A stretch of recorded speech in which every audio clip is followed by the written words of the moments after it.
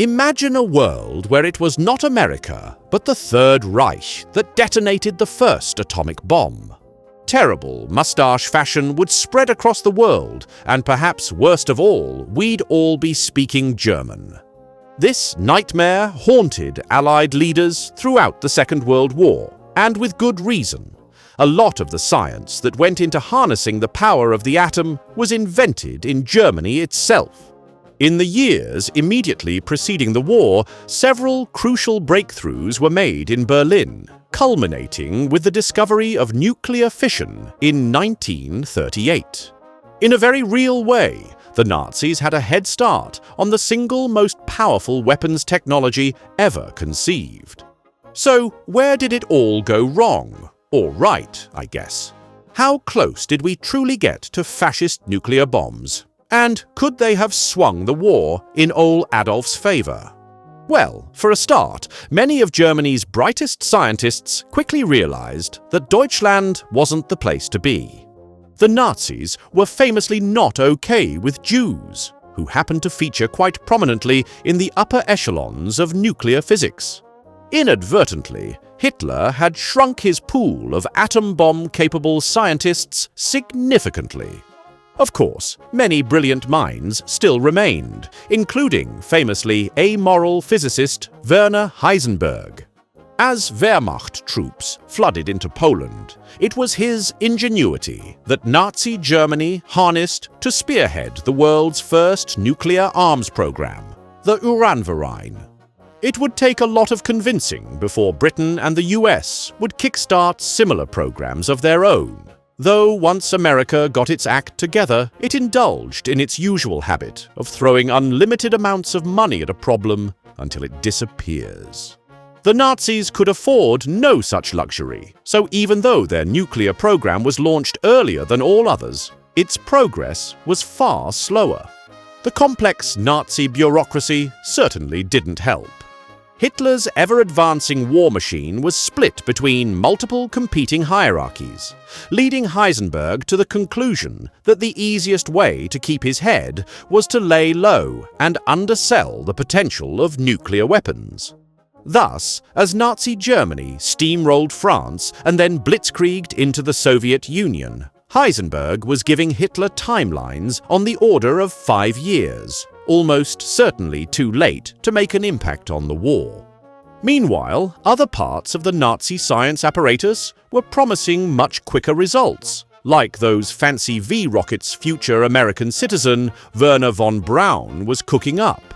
And so, while America was building entire secret cities for its atom bomb program, Nazi Germany had allocated only about 500 men to their nuclear effort. And it wasn't just manpower they were short on. Turns out, splitting the atom requires very specific and rare ingredients. Uranium-235, which makes up less than 1% of all uranium deposits, and heavy water to sustain the nuclear reaction, since regular water absorbs too many neutrons, causing everything to fizzle out. Now, the Nazis did have access to reasonable amounts of uranium after swallowing up Czechoslovakia in 1939.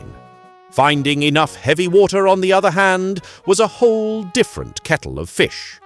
Luckily for you, my friends, finding the ultimate vehicle combat experience isn't nearly as difficult with today's sponsor, War Thunder, available for free right now on PC, consoles, and even on your smartphone. Take command of over 2,500 meticulously recreated tanks, planes, helicopters, and ships from 10 major countries, from rickety 1920s biplanes up to the meanest fighter jets of today. And forget simple hit points. War Thunder boasts one of the most sophisticated vehicle damage simulations, down to each individual component. And when something goes boom, the damage X-ray view shows you exactly how much carnage you've unleashed. War Thunder's detailed vehicles, realistic graphics, and authentic sound effects have already attracted a worldwide community of over 70 million players.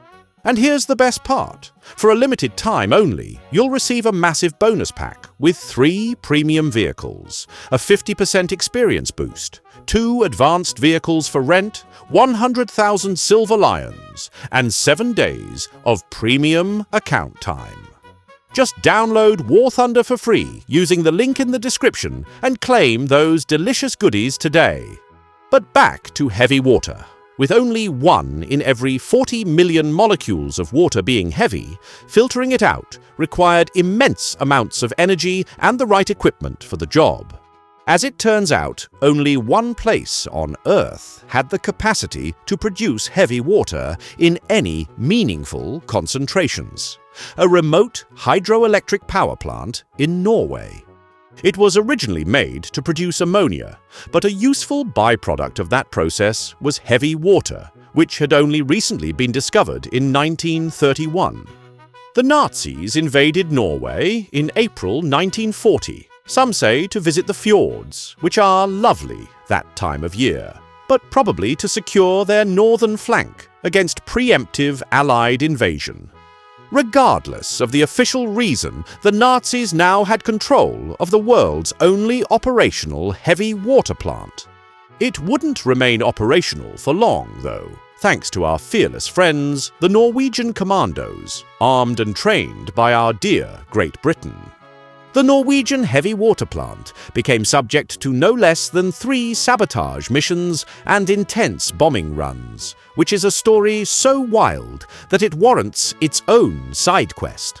In any case, by late 1943, the plant's production capacity had been definitively ended, and with it, Hitler's hopes of nuclear domination evaporated like smoke over Stalingrad.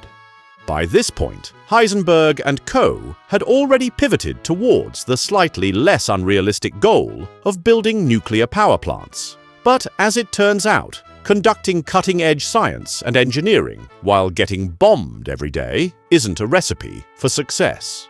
Even if the Nazis had managed to keep the Norwegian plant going, the war had swung too far against them for a nuclear bomb to be feasible on such a shoestring budget.